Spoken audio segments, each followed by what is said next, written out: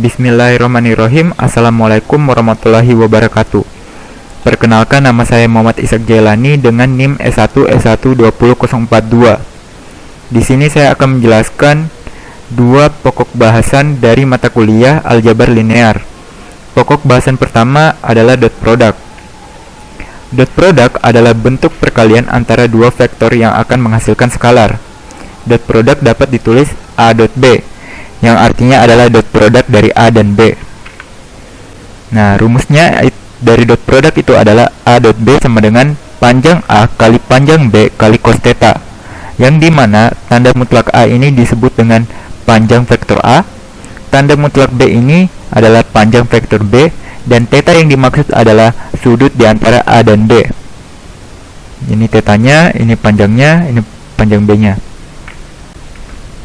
Nah, rumus kedua itu adalah A dot B sama dengan AX kali BX tambah AY kali BY.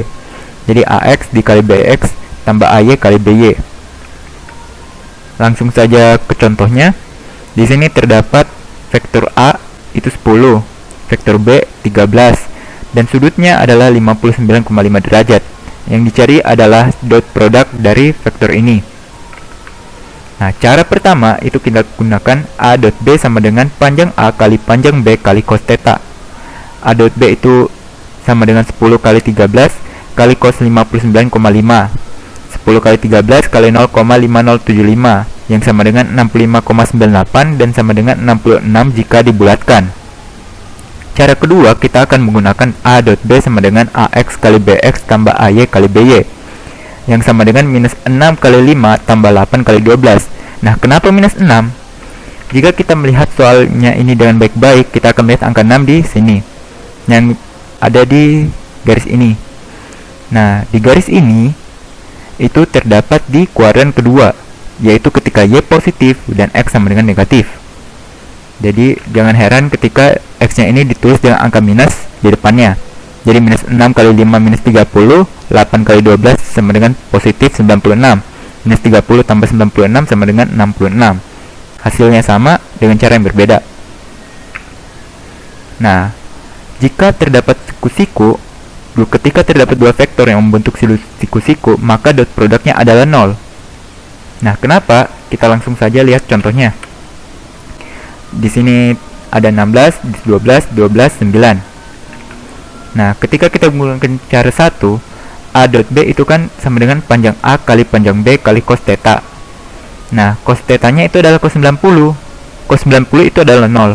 Jadi walaupun kita kalikan apapun di sini, itu hasilnya tetap 0. Begitupun juga dengan cara 2. Nah, tapi cara 2 itu kan tidak menggunakan cos theta. Kita menggunakan A dot B sama dengan AX kali BX tambah AY kali BY. Nah, A dot B sama dengan minus 12 kali 12. Perlu diingat baik-baik, ini berada di kuadran kedua.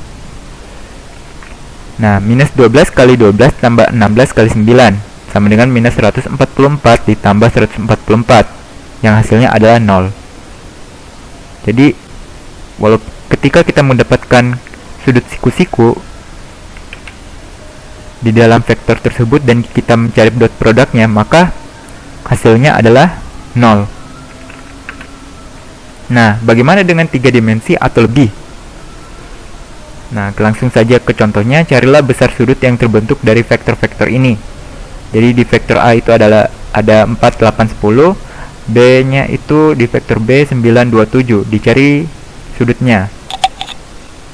Nah, ketika terdapat 3 dimensi atau lebih, maka kita hanya perlu menambahkan variabel di belakang Y. Jadi ketika 3 dimensi, kita hanya perlu menambahkan dimensi Z di belakang Y. Jadi A dot B sama dengan AX kali BX tambah AY kali BY tambah AZ kali BZ. Nah, jadi 9 kali 4 tambah 2 kali 8 tambah 7 kali 10. 9 kali 4 yaitu 36, 2 kali 8 itu 16, dan 7 kali 10 itu 70. Yang ketika dijumlahkan itu hasilnya adalah 122. Selanjutnya kita akan mencari panjang dari vektor A. Jadi untuk mencari panjang dari vektor A, kita perlu mengkuadratkan semua ini. 4 kuadrat tambah 8 kuadrat tambah 10 kuadrat, lalu diakarkan. Jadi 4 kuadrat itu 16, 8 kuadrat itu 64, 10 kuadrat itu 100. Yang ketika dijumlahkan berarti panjang dari vektor A itu adalah akar dari 180. Begitupun juga dengan panjang dari vektor B. Kita mengkuadratkan 9, 2, dan 7. Jadi 81 tambah 4 tambah 49. Jadi panjang dari vektor B itu adalah akar dari akar 134. Nah, ketika kita sudah mendapatkan A dot B, panjang A, panjang B, berarti kita bisa mendapatkan cos θ-nya. 122 sama dengan akar dari 180 kali akar 138 dikali cos θ.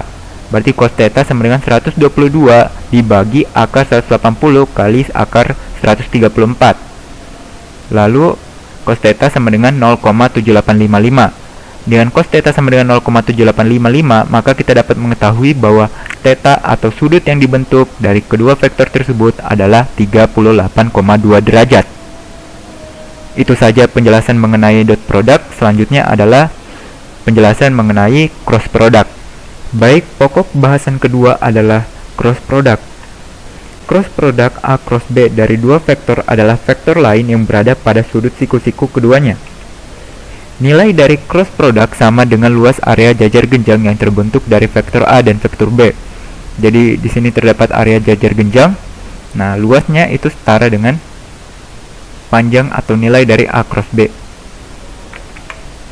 Cross product akan menghasilkan 0 jika vektor A dan B berada di posisi yang sama atau berlawanan arah. Nah, hal ini dikarenakan sin 0 itu sama dengan 0 dan sin 180 sama dengan 0. Jadi jika dikali itu hasilnya akan dengan 0. Nah, selanjutnya jika cross product akan menghasilkan nilai maksimum jika vektor A dan B berada di posisi yang membentuk sudut siku-siku. Hal ini dikarenakan sin 90 itu sama dengan 1. Nah, bisa dilihat rumus dari cross product. Rumusnya adalah A cross B sama dengan panjang A kali panjang B kali sin θ. Jadi kalau sin 90 itu 1, jadi hasilnya akan berbanding lurus. Tapi jika sinnya itu adalah 0 atau 180, maka itu akan dikali 0, berarti A cross B itu sama dengan 0. Makanya dianggap bahwa nilainya akan minimum atau nilainya akan mendapatkan 0.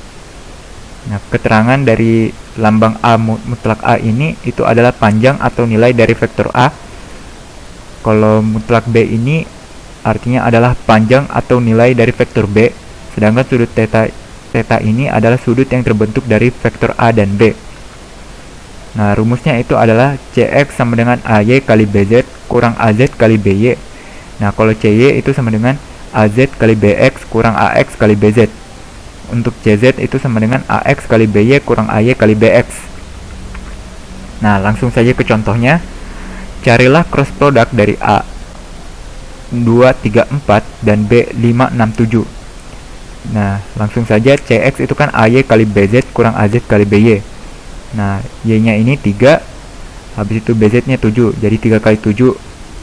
Lalu AZ-nya itu 4, BY-nya itu 6, jadi 4 kali 6 24, jadi 21 kurang 24 sama dengan minus 3. Begitupun seterusnya, CY sama dengan AZ kali BX kurang AX kali BZ, jadi sama dengan 4 kali 5 kurang 2 kali 7, 20 kurang 14, 6. CZ sama dengan AX kali BY kurang AY kali BX, sama dengan 2 kali 6 kurang 3 kali 5, 12 kurang 15 sama dengan minus 3. Jadi A cross B sama dengan minus 3, 6, minus 3. Selanjutnya yaitu cara menentukan arah.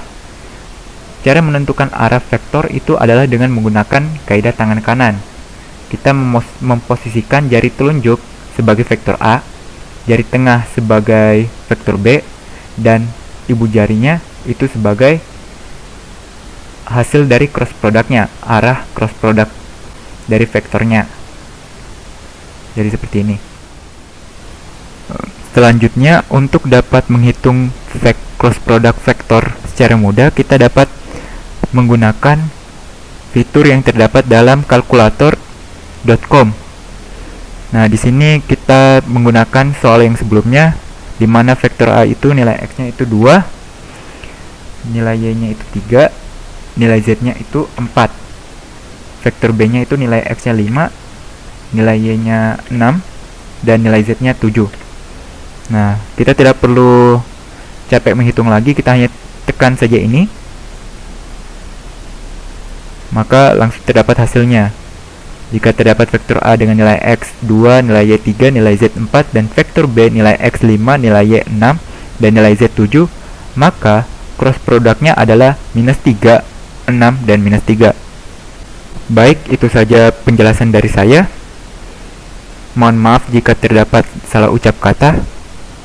Saya akhiri dengan ucapan wabillahi taufiq wa hidayah. Wassalamualaikum warahmatullahi wabarakatuh.